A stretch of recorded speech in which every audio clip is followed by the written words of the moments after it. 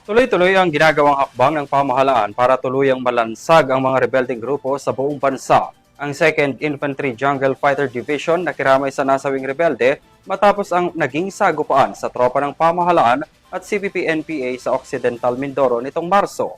Narito ang aking report. Paabot ng pakikiramay ang 2nd Infantry Division ng Philippine Army sa pamilya ng nasabing miyembro ng Communist Party of the Philippines, New People's Army, matapos makaengkwentro ang tropa ng pamahalaan sa barangay Monteclaro, San Jose Occidental, Mindoro noong March 24. Kinilalang nasabing rebelde na si Ka Bitoy, miyembro ng Mangyan Buhid Tribe. Sa pahayag ng 2ID, binigyang diin nito na ang pagkawala ng buhay ay sanhi ng patuloy na epekto ng armadong grupo sa mga komunidad at pamilya. Inaalam na rin ng Jungle Fighter Division ang initial report sa kanila nang nailigtas na si Chantal Anicoche noong Enero na hawak ng mga NPA ang Filipino-American na si Cristina Pasion na pinaniniwala ang nasugatan noong magkaroon rin ng engkwentro noong March 24 sa kaparehong lugar.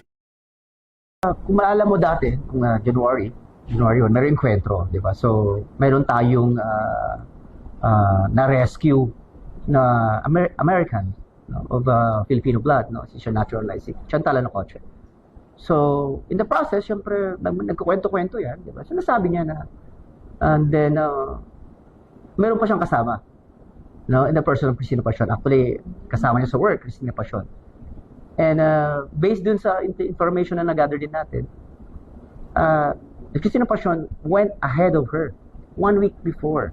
Ibinahagi rin ni 2ID spokesperson Colonel Michael Aquino ang pamamaraan ng mga kaliwa pagdating sa kanilang recruitment hanggang sa makumbinsi nila ang mga ito na umakyat ng bundok at humawak ng baril laban sa pamahalaan. Nanawagan si Aquino na sumuko na ang mga natitira pang armadong grupo at ibaba ang kanilang mga armas para sa mas mapayapang pakikibaka at maiwasang magbuwis ng buhay. Nakita ko, kahit na anong mga kaso mo, pag nag-decide ka talaga na bumaba, sumuko, the government will help you.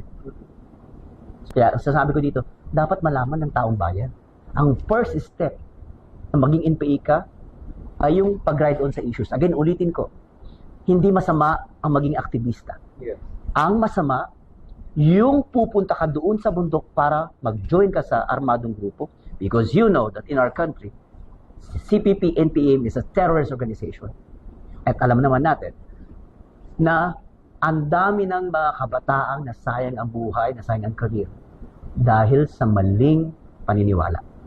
Naniniwala si Aquino na organisado ang pagkakarecruit ng mga ilang grupo dahil hindi lamang sa Pilipinas ang panghihikayat nila kundi nakakarating na rin sa labas ng bansa. Migrante International. No? It's Migrante. Migrante facilitated their travel here. Okay? And they're a member of Migrante in the States.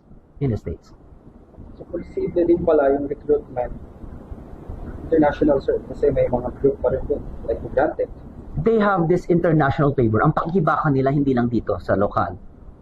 Anong ginagamit nila doon, sir, para makapag-recruit?